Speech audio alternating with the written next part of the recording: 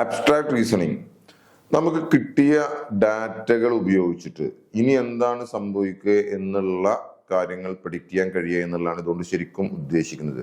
അപ്പൊ ഈ രൂപത്തിലുള്ള ഒരു ക്വസ്റ്റ്യൻസ് ആയിരിക്കും അബ്സ്ട്രാക്ട് റീസണിങ് മേഖലയിൽ ബന്ധപ്പെട്ട ആപ്റ്റിറ്റ്യൂഡ് ടെസ്റ്റ് ചെയ്യുമ്പോൾ ഉണ്ടാവുക.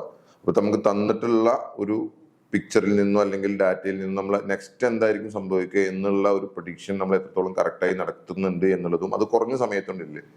അപ്പോൾ നമ്മൾ ഒരു നോൺ വെർബൽ ഡാറ്റാസ്, അതായത് ഗ്രാഫുകൾ, മറ്റ് കാര്യങ്ങൾ, ഈ സംഭവങ്ങളൊക്കെ വെച്ചിട്ടുള്ള ഡാറ്റയിൽ നിന്നും നമുക്ക് എന്ത് ചെയ്യാൻ പറ്റണം, ഇനി എന്താണ് സംഭവിക്കുക എന്ന് പ്രൊഡിക്റ്റ് ചെയ്യാനും ഒരു ഡിസിഷൻ മേക്കിങ്ങിനൊക്കെ പറ്റുന്ന തരത്തിലുള്ള ആളുകളായിരിക്കും ഇവര്. അപ്പോൾ അതുമായി ബന്ധപ്പെട്ട ഡാറ്റ അനാലിസിസ് ആയിക്കോട്ടെ, ഇപ്പൊ നമ്മൾ ഒരു ഹയർ ലെവൽ ജോബുകളിൽ നമുക്ക് എന്തെങ്കിലും കുറെ ഇൻഫർമേഷൻ കിട്ടിക്കഴിഞ്ഞാൽ അതിൽ നിന്ന് ഡിസിഷൻ എടുക്കുന്ന കേസ് ആയിക്കോട്ടെ, ഈ തരത്തിലുള്ള ജോലികളിലേക്കാണ് അവരെന്ത് ചെയ്യേണ്ടത്, പോകേണ്ടത്.